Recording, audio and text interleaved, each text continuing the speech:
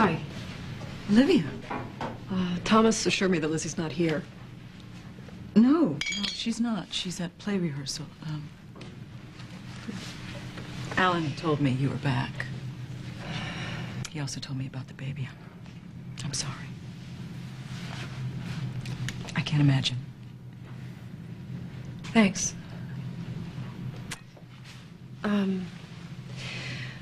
Look, I know that we've had our problems in the past, but when you and Lillian showed up at my shower, I kind of felt like we got past a lot of that. I think we did. Good, because I really need an honest answer from someone, and I'm hoping that person is you. An answer about what? Phillip. Is he really as sick as Alan says he is, or is this just another Spaulding medical ploy, you know, like the faked heart attacks and the drug-induced psychosis? Olivia, a ploy for what possible To make sure reason? that I don't come back into Phillip's life. Do you want to? No. But Alan might think that I do, and don't mean to sound so jaded, it's just that it's... No, it is Alan we're talking about here. Olivia, I wish Alan were making it up. But Phillip is in a bad way. So bad that Dr. Langham thinks he needs to be institutionalized. They're transferring him to Ravenwood. For a minute there, I thought you were going to faint. Yeah, so did I. Is it the aftermath of... No, physically I'm fine. Emotionally, it's been a little hard. I'm sure.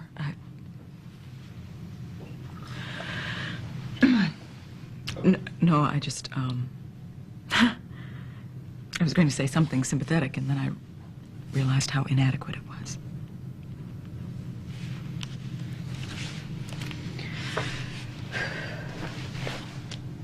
What are your plans? I don't know. I came back here to finish up some business with Cassie, and then I was planning on leaving again, but I have to tell Phillip.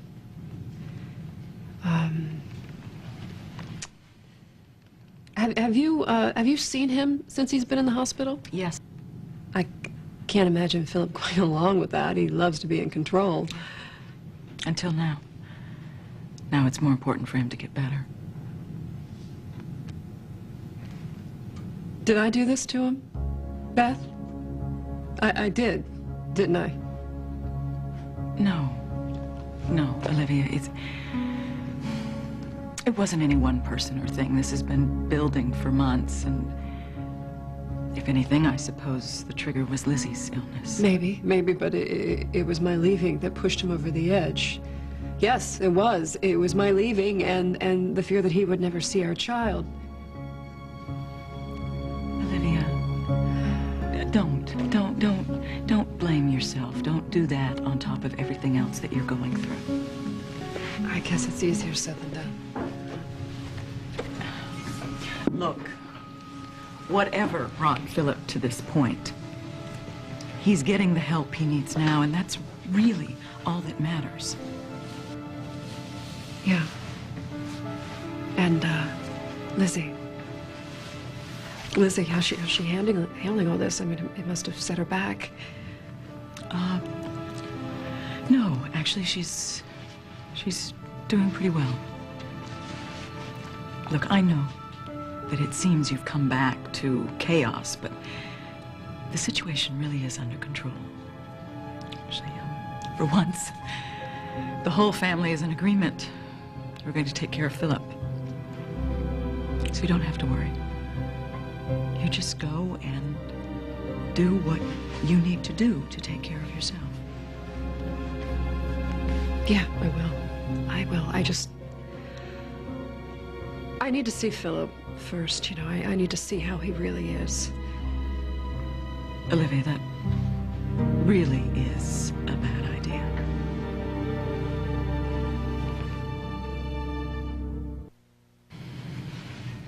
So you do blame me for Phillip's breakdown? No, I don't. But you're probably right. Your leaving was the last straw for him. All the more reason I should go and see him. He can't handle it. How do you know? How do you know? I mean, if my leaving is what made things so bad, maybe my return could make it a little better. Okay, look, Phillip has been having hallucinations of you. He keeps thinking he sees you everywhere. You know, Alan said that to me. I'm having a really hard time believing that. Then you can ask Rick. You can ask Dr. Langham. You can ask Gus and Harley. They were there when Phillip practically accosted a complete stranger and broke into her apartment because he thought it was you. Well, then I should see him.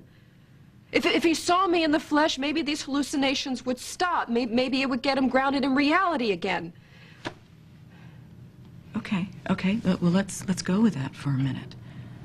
Suppose you do go to visit him and he sees the real you standing before him. What then? Do you tell him you lost the baby? No, he probably couldn't handle it. Definitely couldn't handle it. All right, then I don't tell him. I don't tell him. I wait until he gets better. And in the meantime, you lie to him? Do you let him go on thinking that he has a child out there that he still wants to meet? And then when he gets better, then do you tell him? And what if that sets him back? Olivia, how could this possibly help him? It wouldn't. Well then. All right, Beth. Come on, I gotta know. Are you sure? Are you sure he's really this sick? I mean, you said that you haven't spoken to him since he's been in the hospital, and when you saw him, he was asleep, right? Yeah, but I saw him before he went to the hospital. And I've spoken to Rick, and I've spoken to Dr. Langham. And Alan, who would love nothing more than to declare Phillip incompetent so he could take his company back, Alan right? already has control of the company. All right, you see. Olivia, you've been through a lot in the last few months, and I think you're probably feeling pretty emotional yourself right now. Yeah, you think I'm being paranoid? No, I don't. I think that you're concerned about a man you once loved very much. And I think you feel guilt over something you think is your fault, but neither of those is a good enough reason to go visit Phillip and risk upsetting him I have to more. do something, Beth. Okay.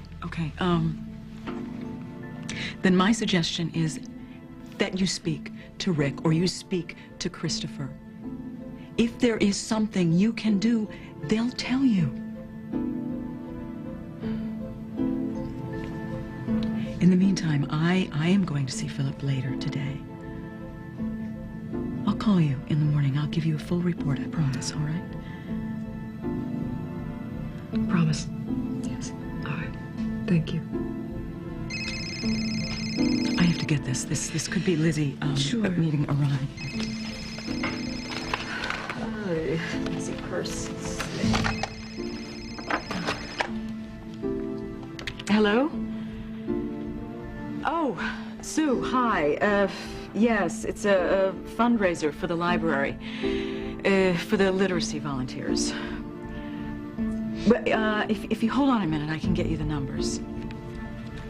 I really have to take this. Sure. No, I'll see myself out. Thanks. I'll call you in the morning. Sue, yeah, do you need the actual numbers or the projected numbers?